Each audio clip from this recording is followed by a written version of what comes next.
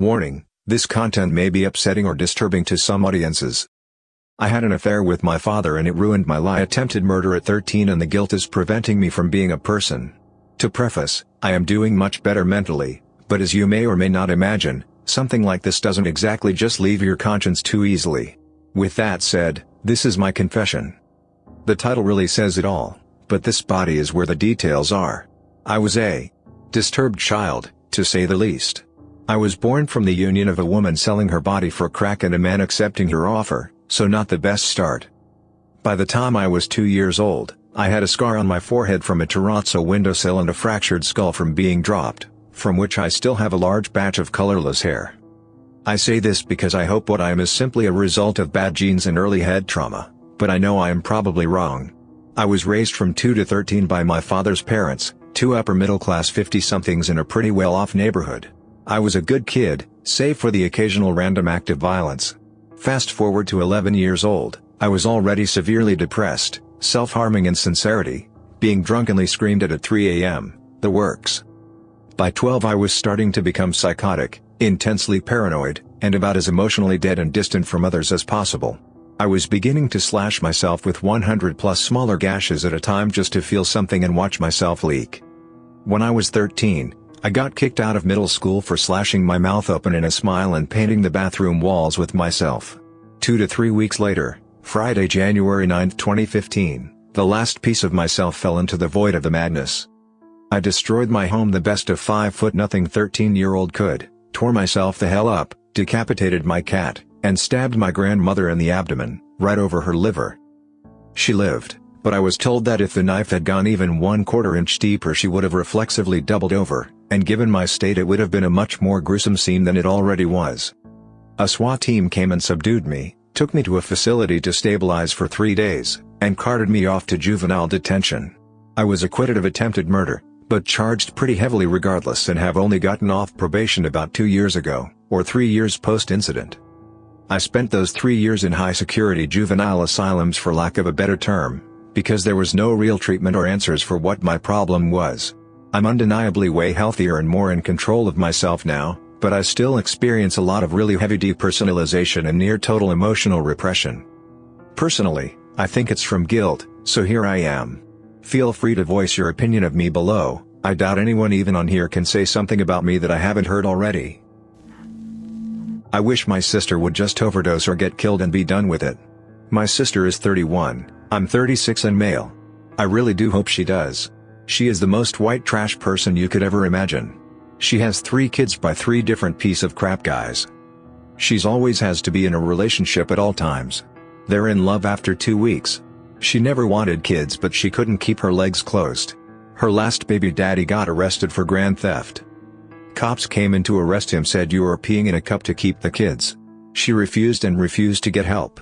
She lost custody of her oldest to my nephew's dad. The other 2 went to third baby daddy's sister. My middle niece doesn't even know her sperm donor. She lives with my dad, technically stepdad, but he raised me. She takes extreme advantage of him, ran his truck into ground, uses his disability money.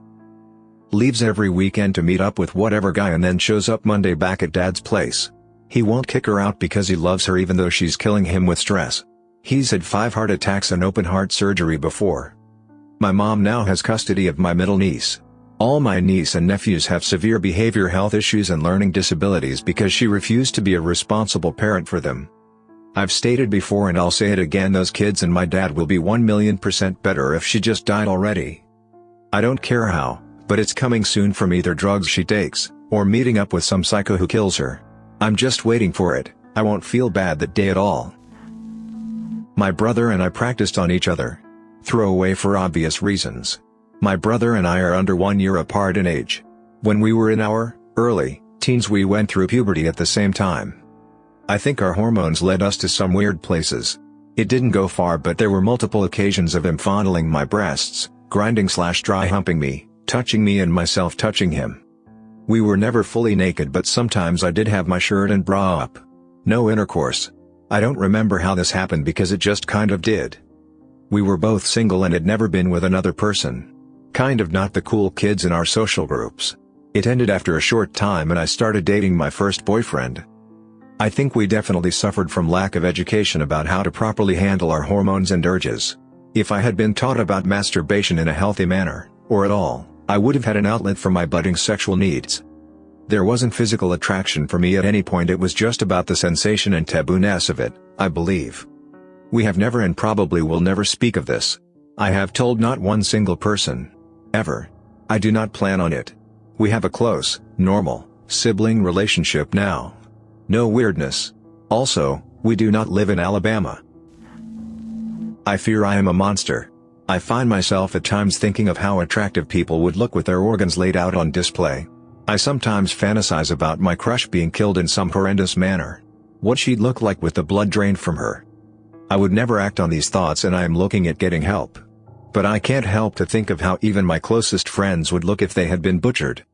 Would their blood be warm? Would their organs look like I'd expect them to? Would I be traumatized at the sight of their skin and muscle flayed away from their bones? Are they all as beautiful inside as they are outside? I fondled a sleeping woman's breasts. When I was 14, I went on a holiday to Italy with my family. On the plane, my mom and my little brothers were sitting in the middle aisle and I was sitting directly across from them. A few hours into the flight I found myself being one of the few people still awake. My family as well as the people next to me were all asleep. The girl directly next to me, a cute Asian girl in her early 20s, was wearing a tank top and a zip-up jacket and I could see her chest slowly rising and falling as she slept. Once I'd noticed this, I couldn't focus on anything else. At some point I reached out with 2 fingers and very lightly touched her breast. I did this for a couple of minutes and then I had to go to the restroom to masturbate. When I came back, I tried to go to sleep but I couldn't get what I'd seen out of my mind. I kept opening my eyes and looking down at her bare chest and breasts as they slowly moved up and down. Eventually I started very lightly touching her breasts again. Up to this point I had only been very lightly touching her breasts with 3 fingers, but I plucked up the courage and lightly put my hand under her breast and then lifted it up. Just feeling the weight of her breast in my hand made me have to go back to the bathroom to masturbate again. I was pretty tired when I got back from the bathroom, so I laid back and was able to get to sleep. I would never do anything like that now obviously, but at the time I just couldn't control myself. I've never told anyone about this before. One of the most stupid and embarrassing things I've ever done. I have a fetish I can't escape. I really like pregnant girls. The younger the better, but younger than like 12 is weird. I masturbate to the TV show 16 and Pregnant. I love when the girls put on 50 to 60 pounds during pregnancy and have trouble moving around. I've had these feelings since I was really little. It started by drawing fat girls, then pregnant girls. I didn't know I was feeling an actual sexual attraction until I was older, and that's when I learned what those tinglings down there were. I also like chubby, thick girls. I love watching progression videos of weight gain, not too much but a sizable difference. When tiny girls get really fat for one reason or another, it's so hot to me. Tiny girls with huge pregnant bellies are amazing too, especially when they're moaning because they can't get around so easy anymore. I don't know where I'm going with this. I'm ashamed of this. I hate that I ogle so much at these people in public, wishing I could run away and masturbate to them. I feel dirty wanting to get pregnant just so I can be big and huge like them. I'm a girl, by the way. In my 20s and bisexual, if it means anything. I know that there's a baby that's a consequence of getting pregnant, but I've also thought about getting those pills that concentrate body fat to your tummy and just putting on pounds and pounds. I hate feeling like this. I want to stop because it's so embarrassing. I continued the cycle of abuse. I grew up watching one of my parents beat the other to a pulp regularly. The beater would travel a lot for work, and the few months they were home, they would beat the stay-at-home parent every night. Sometimes, they would have sex without realizing or caring that I was in the room. My earliest memory of the beatings is from when I was in 2nd grade. I know what grade I was in only because we moved to a different town just as I was starting 3rd. Otherwise, I cannot remember dates, places, names from my entire childhood to this day. I can identify certain milestones, like when we moved, but even a decade later, I can only remember life as a blur. From the youngest possible age, I began dissociating heavily. The beatings petered out as I got older, but the verbal and emotional abuse continued between them. My home was always in the midst of a storm. I'm pretty certain that the beaten parent is mentally ill as a result of their prolonged trauma. The beaten parent spent most of my teenage years regularly assaulting me, to the point where I am 28 years old and still in the habit of locking the door of any room I am in order to feel safe. Loud banging on doors and raised voices terrify me. At school, I began acting out in strange ways. I was also secretly hypersexual but did not ever have sex. Instead I watched porn or wrote filthy text on walls. I would also secretly beat 2 young children. They were adorable twin brothers who trusted me and lived next door. I would go on a walk with them, find a secluded spot and mercilessly slap them while forbidding them from crying. After continuing this monstrous behavior for some time, no idea how long because I truly cannot sense time.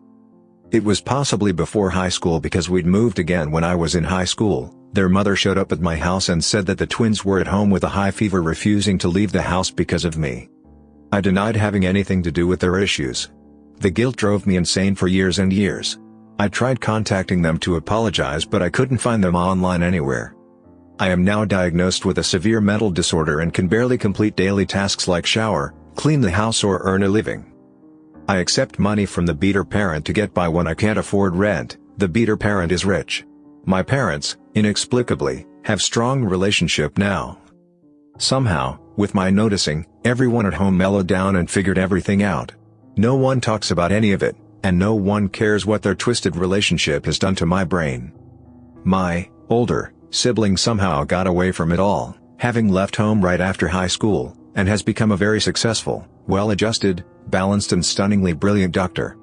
We barely talk and this breaks my heart worse than anything else. Domestic violence destroys more lives than you'd expect. I did nothing to deserve my mental illness except be born into this family. The twins did nothing to deserve my evilness except live near the despicable poisonous person I was. I was a monster to them, the kind of person I was sure I would never be. I have never again hurt someone, ever. But nothing undoes the past. I wonder if there's other people here who can relate to parts of my story. A pedophile took my virginity and no one knows about it. About 3 years ago, when I was 12, I met an older girl online through our mutual love for role-playing. She was 19. We spent a lot of time together because of the interests we shared, which meant I was on my phone texting her 24/7. She was the first person I talked to in the morning and the last one at night. Not only because we had fun talking, but also because of her serious mental issues that she dumped onto me, basically making me responsible for stopping her when she wanted to take her own life about every other day. Needless to say, this obsession affected my grades and relationships with my family and friends, as well as my mindset on life. I stayed with her because I thought I loved her and actually cared for her. I didn't. I just wanted her to be alive and healthy and I didn't want to feel responsible in case she actually did die. I asked her to be my girlfriend, which seemed like a good decision at the time. Now when I think about it, I'm pretty sure she wanted to make everything about herself and I just went along with it because I'm a people pleaser. After a year of constantly talking and exchanging inappropriate photos, she visited my country and popped my flower with a toy, something I thought I wanted. We even had plans of me running away from home to live with her. I can't thank the stars enough for not actually going through with that ridiculous plan. Another plan that we had that still haunts me to this day was that she gave me a lot of her antidepressant pills and told me to poison my own mother, because she yelled at me from time to time and was thus considered evil. And the worst part? I actually did it. Once again, I can't thank enough any god that's up there that nothing actually happened to her. Eventually, I broke up every connection I had to her. To this day, I'm not sure whether I actually wanted to be with her or if she just used me, because none of the usual red flags popped up. No one knows and so I can't talk to anyone about it. I don't know whether to go to therapy, because the therapist might tell my parents and I don't want that, or keep it inside or vent my feelings out in other ways. Either way, I can't seem to make peace with it, no matter how much time passes. I'm lost and I don't know who to blame. I had an affair with my father and it ruined my life. Almost 3 years ago, I came out of the closet to my parents on my 18th birthday. After that my dad started treating me a lot differently than he had before. He was more loving and tender with me. He used a lot of pet names and showered me with hugs and I love yous all the time. I really started to fall in love with him and had some strong sexual feelings about it. He would hold me close while we watched TV or ask me to join him in his room while my mom was at work and he became my whole world. Eventually we started having sex and I thought we'd be together forever. Things were rocky at first and then they got better. But I started missing the things that other couples had, like PDAs and dates. Everything was a secret because A. He's still married to my mom. I didn't want to hurt her and neither did he. B. He's not openly bi or gay and didn't want to be out of the closet. See, he's my dad and was scared it would ruin both of our lives if anyone ever found out. Eventually my mom figured out what was going on, but she didn't seem to be upset with me. But once I found out she knew, there was no way I could face her or keep it up. It was the hardest thing for me to do, but I decided to end it with my dad. It hurt so much, but there wasn't anyone for me to talk to. It's not like I could confide in anyone or even go see a counselor. So I just cried myself to sleep every night instead while my mom and dad acted like nothing was wrong. I'm about to turn 21 and I feel like everything's a mess. I'm way behind in my courses and haven't even gotten an associate's degree yet. I'm too broke to move out because my dad said I could either work or go to college, but he didn't want me taking on too much. They aren't mean to me, but it just hurts to see him sitting on the couch with her when I know I can't sit with him either. I do anything just to feel his arms around me or hear him call me babe again. I'm having a tough time right now and just need to get this off my chest. I hope everyone isn't too disgusted by it. I know it's gross. Thank you for watching Susi Confession and askreddit video. Hit the subscribe button and press the bell icon.